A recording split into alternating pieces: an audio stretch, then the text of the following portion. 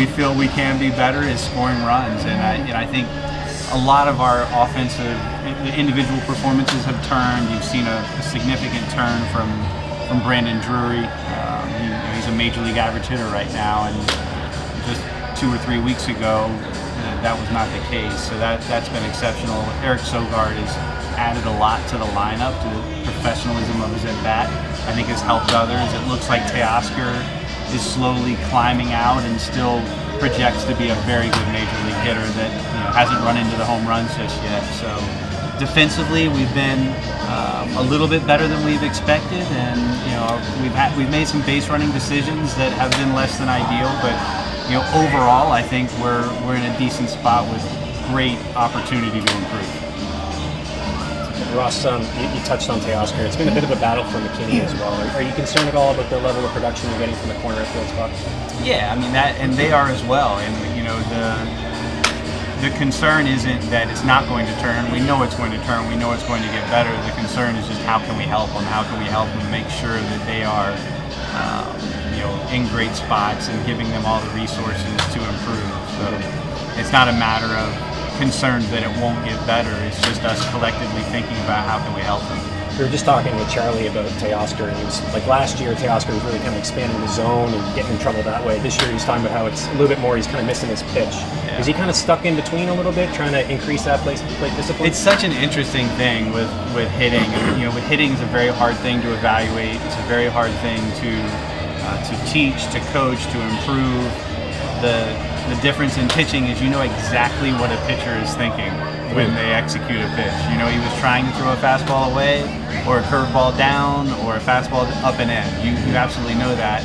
And with a hitter, as you go through the course of the at-bat, even asking the hitter that for every single pitch is nearly impossible over the course of the game. You hope that they see 20 of them. So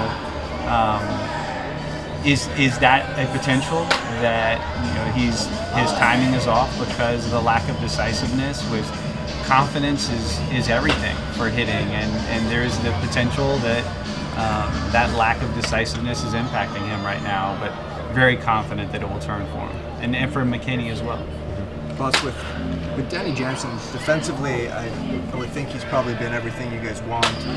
But just because of the nature of the position, do you look at the offense that's coming from a young player in his spot a little bit differently, and maybe weigh where the offensive production is a little bit differently? Yeah, I mean, I think to a certain extent, yes, it is a less demanding position offensively, and you have to factor in the mental toll and physical toll that a catcher has. Especially as a young one. So there's so many things that are new to him. Every single advance report, the amount of information he's having to download to just compete as a catcher is exceptional. It's a massive undertaking. We are cognizant of that, and it absolutely has to impact his ability to prepare as a hitter, to have a routine as a hitter, and then to ultimately perform as a hitter. So yes is the short answer. That was the long answer, but what we are extremely pleased by with Jano is just his body language, his leadership, his professionalism. He is not taking his offense into his defense. The energy and body language that he has, even when he has a pass ball or he doesn't get the runner stealing a base, his toughness is impressive and easy to see. His line drive rate is down, ground ball rate's up a little bit. Yeah. Do you see that as a pitch selection thing or more of a mechanical thing at this point? He has been a 10% walk guy in the minor leagues with very good plate discipline. He has elite eye-hand coordination. He sees the ball so well that I think he's a little bit too aggressive right now, and that's impacting. You've seen them pitch him in a great deal, and he's offering at it. So I think that will change for him as well as he gets accustomed to it. And the reality of it is that the pitching is so much better than anything he's seen, and he seems to already be adjusting. I think it was the second game in Anaheim where he hit several balls hard, had really good at bats, and I have seen encouraging signs. Ross, the Alan Hansen experiment didn't work out, and yet to see whether the Socrates experiment will work out. You might want to address that. But when you have Cavan, who's having he's hitting so well, in AAA, and in Jonathan you have both speed and defense. Yeah. Why are you not bringing up those guys and giving them the chance that you gave these two fellows? Yeah, I mean, it's a great question, and I think, there's two things that are factoring in there. The first one is just making sure when they are transitioned that we maximize their opportunities in the minor leagues and that they are in a position to hopefully never go back. So that a lot of that is just track record and historic information, how long they've done something and what that means for predicting success here, and then all of the subjective opinions of that. But the more important piece to the equation is just wanting to make sure when they do come, they're playing every day. So as you've seen, or the bulk of the playing time. So as you've seen with Socrates Brito, he's had very limited playing time. Alan Hansen had limited playing time, was pinch running often, and when we bring a young player to the big leagues for the first time, we want them to play on a regular basis. We're also really encouraged by Lourdes Gurriel, and he'll start to get outfield reps as well, so that he could be a potentially more versatile piece for us here. So having all three of those guys performing well in AAA is very encouraging. We'd like to see it a little bit longer from Jonathan Davis, and want to ensure that we have the playing time for Kevin, Lourdes, or JD for when they do come. Can you speculate on when Gurriel might be back?